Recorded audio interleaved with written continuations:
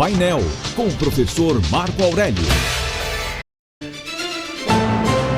Política nacional e internacional. Conosco está o professor Marco Aurélio Freire.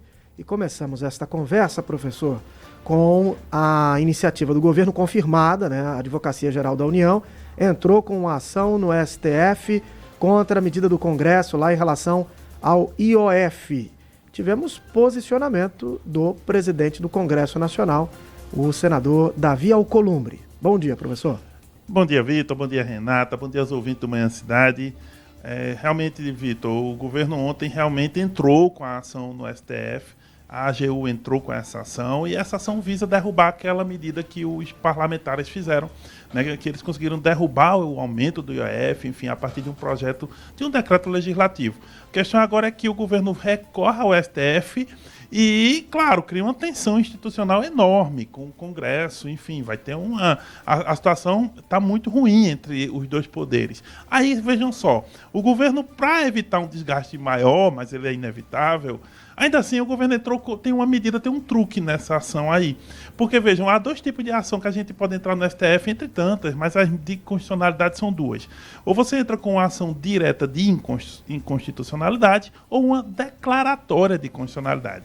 Vejam só, o governo entrou com uma declaratória de constitucionalidade. Qual é a diferença? O governo não está querendo dizer que o que os deputados fizeram e os senadores é inconstitucional. O que ele quer dizer é que o presidente tem o poder de fazer seus decretos sobre qualquer assunto lá da Constituição, inclusive o IOF. Então, a narrativa do governo é dizer, nós não estamos afrontando o Congresso. O que estamos fazendo é tentando declarar os poderes do presidente. Na prática, a medida dá na mesma. Se o STF declarar os poderes do presidente nesse ponto, obviamente derruba as medidas do legislativo. E aí, por isso, perguntaram ao Alcolumbre o que ele achava. E o Alcolumbre, como bom político, esquivou-se, né? Ele evitou dizer, ele disse, olha, deixa acontecer, o governo tem legitimidade para entrar no judiciário, vamos ver o que vai acontecer. Mas é claro, né, que a situação, a corda está bem estendida e isso pode quebrar a qualquer momento. O Hugo Mota não está no país, por isso não respondeu. Mas, à medida, essas coisas mostram o quê? Que a base do Lula derreteu. Inclusive, saiu uma pesquisa agora de manhã, né? Uma pesquisa da Quest. Fizeram uma pesquisa com deputados apenas, 40% dos deputados, 203 deputados. E é o seguinte, o Lula tem 27% de positivo, 24% de regular e 43% de negativo. 46, professor. 46, né? Isso. 46% de negativo.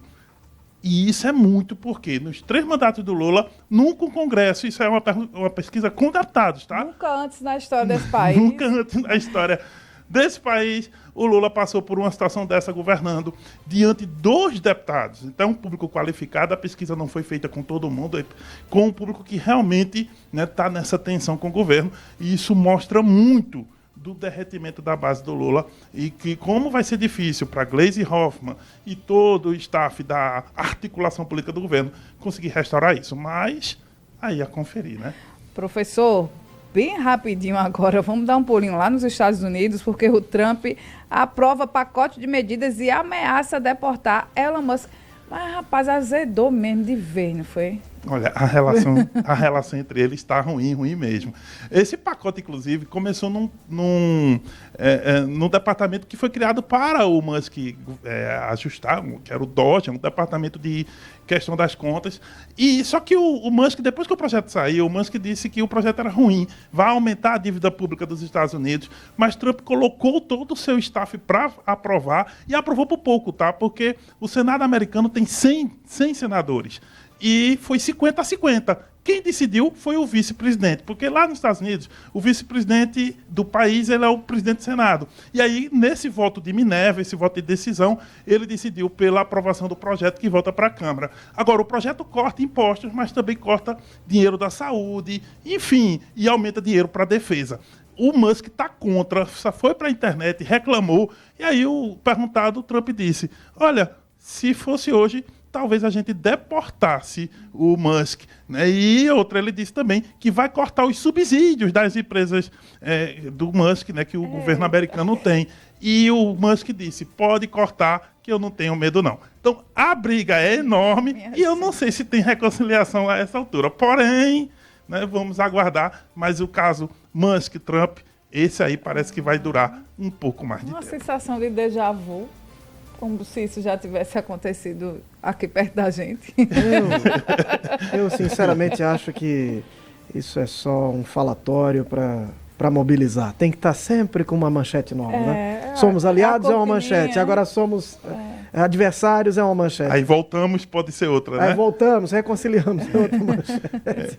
Mas por Enfim. enquanto a situação não parece muito boa, não. Mas enfim, a Vamos conferir, esperar. aguardar. Obrigada. Literalmente a conferir. Obrigado, professor. Até amanhã. Até amanhã.